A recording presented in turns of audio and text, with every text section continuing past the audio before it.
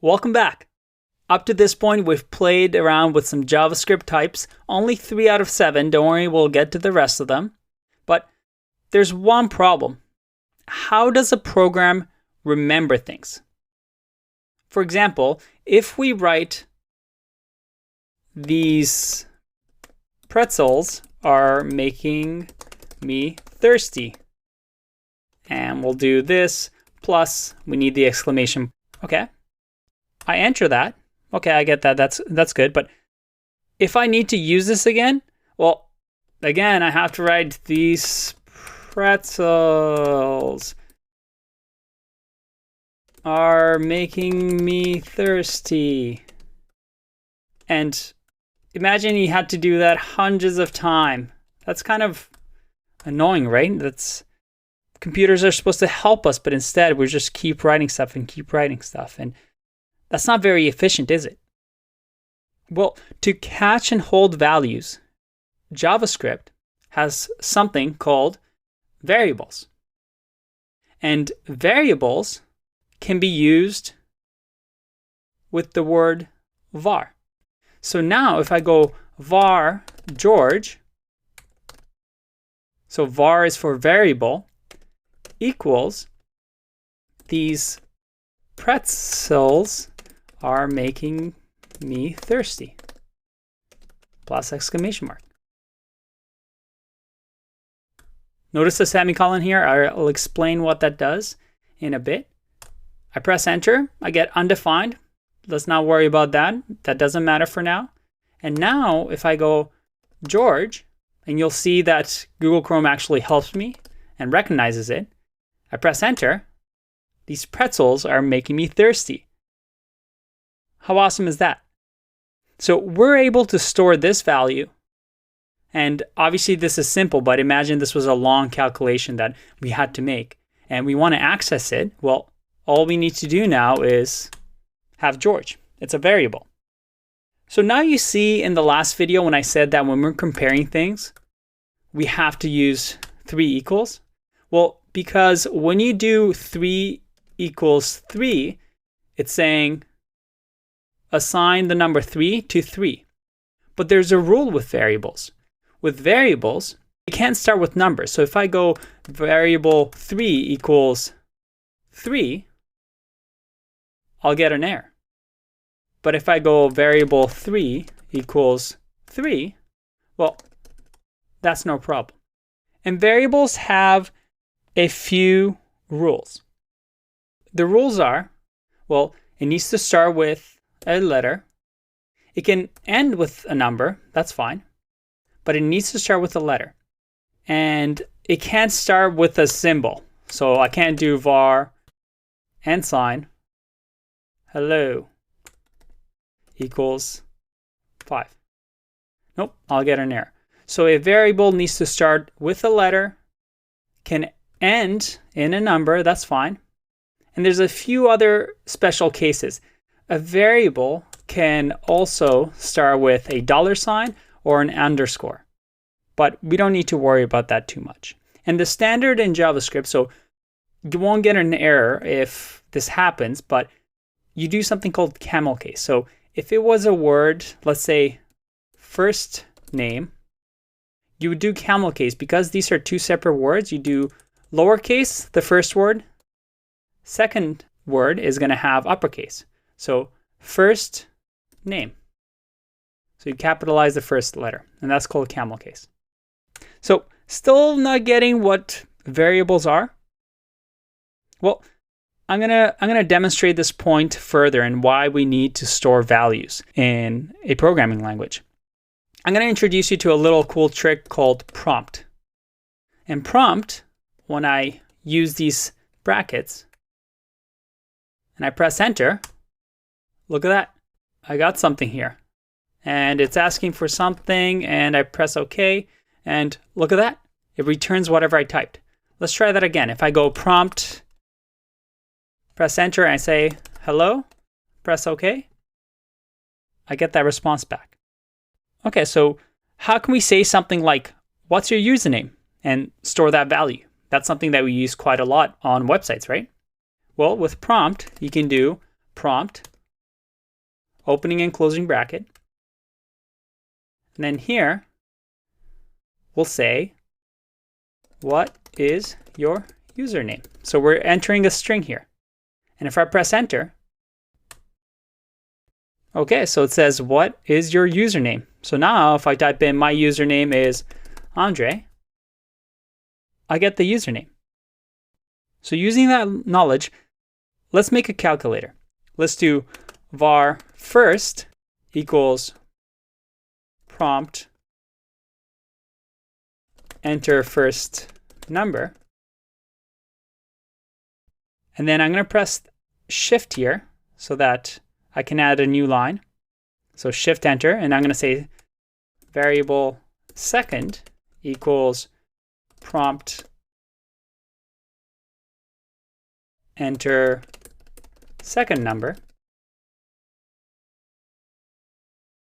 And now if I press enter, I'll get enter first number. I'll say 5, press OK, then enter second number. I say 10 and press OK. Okay, but now I got undefined. But here's the cool thing. Now I have these values held in these variables. So I can use them. If I check first, I have 5. If I check second, I have 10. But you'll notice that I have double quotes around them. And that's because prompt automatically changes it to string. It's expecting a form of text. So there's a cool trick to change a string into a number. And all we need to do, and this is just syntax we need to remember, is number, and then we'll do first, and that will give us 5. So all we need to do now is do number first plus number second, and we'll get the sum of these two. But again, we can use a variable here. I don't want to keep typing this. So what if I do variable sum equals number first plus number second, semicolon, press enter. Nothing yet because it's in the sum now. So if I ask for sum, I get 15. Okay, so let's write our first program here. I'm going to show you one other cool trick, and that is alert. So instead of prompt, we're going to use alert. And alert, what it does is, it says, hi there. And if I press enter, I get a pop-up, but without anything to enter, just an OK button. So using this, we can create a calculator. So let's do this. And in Chrome, if you actually press the up arrow, it'll remember your history and you can pull up whatever you've typed in. So you remember here we have first, second, so those are the two prompts. And then I'm going to say variable sum equals number, the first, plus number of the second. And finally, again, I do shift enter so that the code doesn't get executed. And I do alert sum. So just looking at this, what do you think is going to happen? I first ask for a prompt and I store that value in first. The second prompt asks for a second number, stores it in the second. The sum calculates the two numbers, and then I alert the sum. I'm going to press enter and see what happens. Enter first number, I'm going to say 15. Okay. Next number, I'm going to say 20. Okay. And look at that. I got 35 as the answer.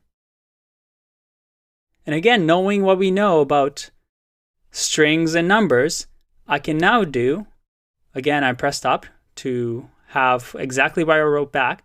Now I can say within the alert, the sum is, close the bracket, plus sum. So let's see that. If I press enter, I'll go 3, plus 4. The sum is 7. Look at that. Our first program. Variables can hold any JavaScript type. Think of them as little drawers in your desk. So in your desk, you can open up that drawer and put anything you want in there. Your pens, paper, erasers, calculators, and you can close that drawer, and whenever you need a pen or a calculator, you can open that drawer and grab it. And that's what variables are. Now, the one thing that I've kind of omitted and I haven't told you about is this little weird semicolon here. Why do we need it? I mean, we were able to do 3 plus 4 and we didn't see a semicolon. Well, in JavaScript, semicolon means the end of an expression. So what does that mean? A fragment of code that produces a value is called an expression. So any value that's written really is an expression. So if I do 3, well, that's an expression. It produces a value. 3 plus 4 is an expression. In JavaScript, the rule is, and then there are some people actually that don't use semicolons anymore, but the way it was built and the way that it's intended to work is to do 3 plus 4, add a semicolon. Most of the time, if you forget, it'll still work. There's only small cases where it'll break your program, but just to form good habits for now, at the end of each expression, so that is anything we've done so far, add a semicolon, and you'll get used to it. Okay, let's keep going with variables, because they're very interesting. What if I do variable a equals true, because remember, variables can hold anything. So variables can hold booleans, and variables can hold strings, and variables can hold numbers, as we've seen. So we're just going to hold variable a equals true. But now, what if I can access a, but what if I say a equals hello? What do you think will happen if I press A and then enter? Well, I get hello. Because you can reassign a value to A. Because initially, the program thought A equals to true. But then we said, well, A equals hello now. So it discarded the true value, and now A is equal to hello. And we've completely forgotten about true. Okay, another little trick. What happens if I go like this? Does that work, or will I get an error? Let's see. Okay, undefined. I didn't get that red bar. No error. Okay. What if I access the A? Let's see what happens. Well, hello was assigned the last bar, so let's do a different variable. So if I do variable B, which we haven't used before, and I do this, let's see if we can access it. Undefined. B is undefined. And you may have noticed this before, but undefined is our fourth type in JavaScript. And I know it's weird because you're asking yourself, what is undefined? And well, undefined is just one thing in JavaScript. As the name suggests, this means that the variable has not been assigned. So think of it as you'll get undefined if variable password is like this. So if a user doesn't put in a password, well, you'll get undefined. And you'll be able to say, well, password is undefined. You need to enter a password. Or maybe a form requires an email address. Well, if email is undefined, then you can't sign them up to the form. So undefined is used when nothing is assigned to a variable. So remember this, just like you can move stuff out of the drawer in your desk and put something else in, variables can be assigned to different things. I can move my pen from one drawer to another. I can change things in that drawer. And if there's nothing in that drawer, well, it's undefined. Okay, That's a very, very big concept in JavaScript. Hopefully you understand. I have a few exercises for you at the end of this video. I know you can do it. Good luck, and see you in the next video. Bye-bye.